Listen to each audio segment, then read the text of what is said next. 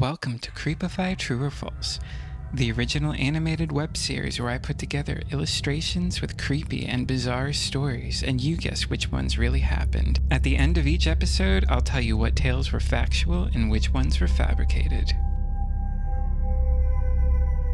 Back in 2009, I began renting part of a small duplex in the northwest region of the United States. When I say small, it was small. I mean, it looked like it was originally a tiny home that somebody put a dividing wall in because they figured they could charge twice the rent for half the space. My half was sparsely adorned, and I never even got the chance to hang pictures. Now, I was working a somewhat decent job, but I was pretty lonely at the time. I had friends, but they were all working or still in college, and most of them still had boyfriends or girlfriends. I found myself home a lot, so I decided to get myself a cat. He was an adorable orange and white cat I named Larry, affectionately nicknamed Lair Bear. I actually still have him to this day. I'm happy to say Larry is still going strong. I'm sure you have heard the cliches before.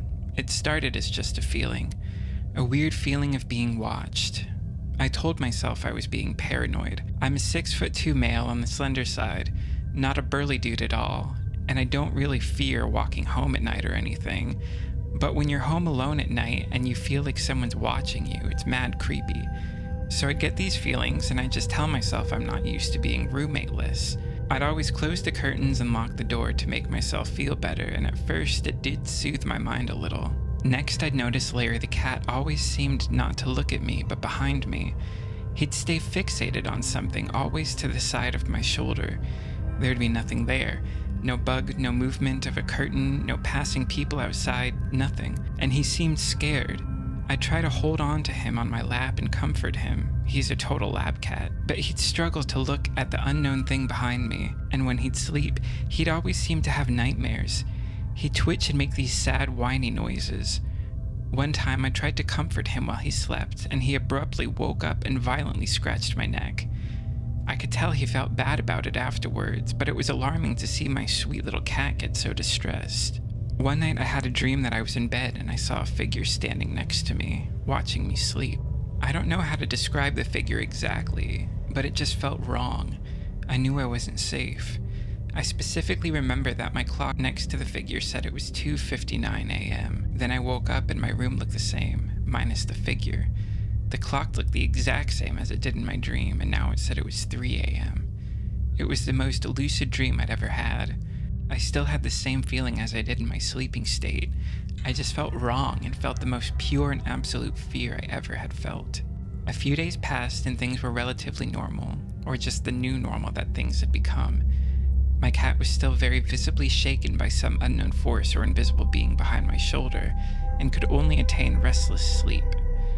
About 3 weeks later, I was in the bathroom brushing my teeth. Larry the cat would sit on my toilet and watch me, perplexed by what was to me everyday ordinary human rituals.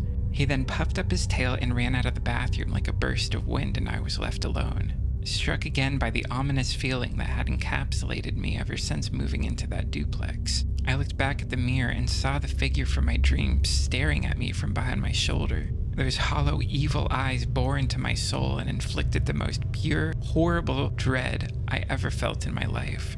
Larry and I moved out within the next week. I never saw that figure again, but some nights I still have a dream that someone is watching me sleep. Tree climbing had always been one of my favorite things to do when I was little. It didn't matter how tall they were, as long as they were trees, I could climb them. My personal record for reaching the top of a tree was 60 seconds, which probably isn't that impressive, but for me at the time, I was proud of that. I lived with my grandma back then, and I'd always climb this one tree in our front yard, then swing on it for hours. But one nightmarish incident made me stay away from trees from that point on. It should also be noted that, up until this incident, I wasn't superstitious and I didn't believe in paranormal things. I'd also never had anything like this happen to me again, which makes this event stand out even more in my life. It started out like any other day. I went out to the front yard after breakfast, ready to do some climbing as usual.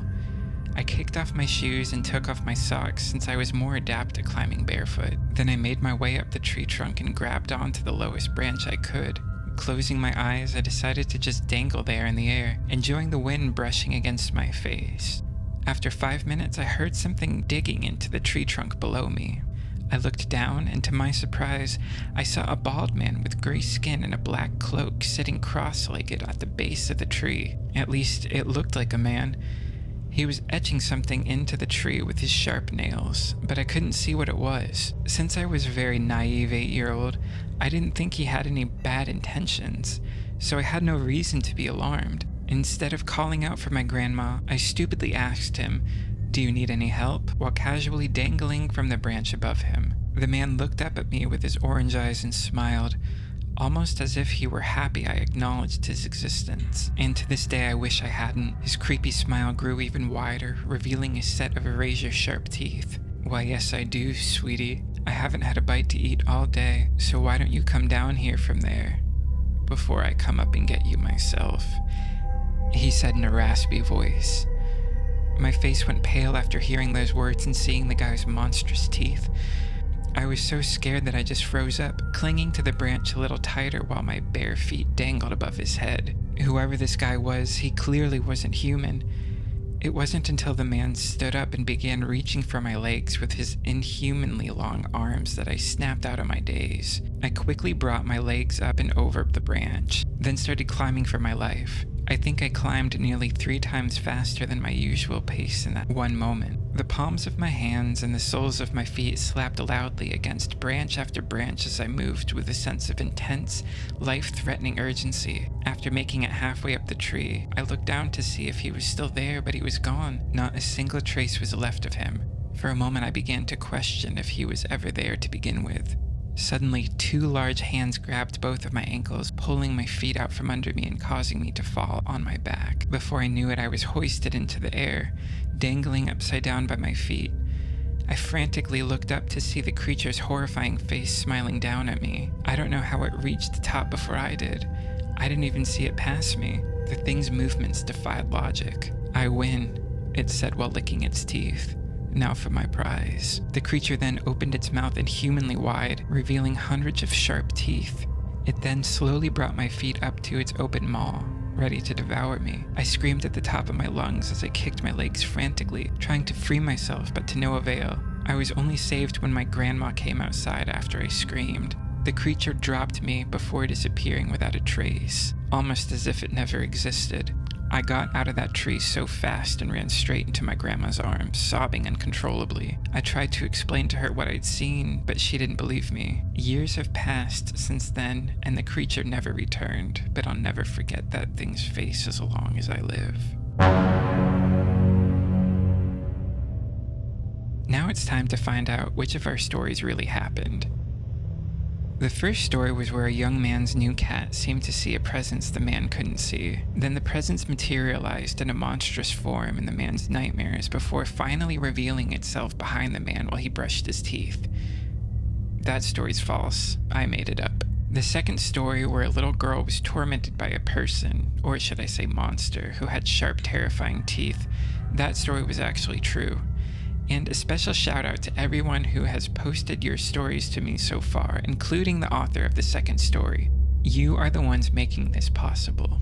Thank you all for tuning in to another episode of Creepify True or False. My subscriber and view count is slowly growing, and it fills me with joy to see people liking what I'm putting up there. I am working on this channel every day, but I am brand new to animation, so it's taking a while. If you have a story you'd like me to illustrate and narrate, be it true or false, send an email to the link in the description or head over to the Reddit community at r/Creepify Stories. Just make sure to tell me whether your story is true or false so I can tell the viewers at the end. It's a dream of mine to have this channel grow, and if you're watching now, you are part of that. It truly means the world to me if you like this. Thank you so much, and have a spooky day.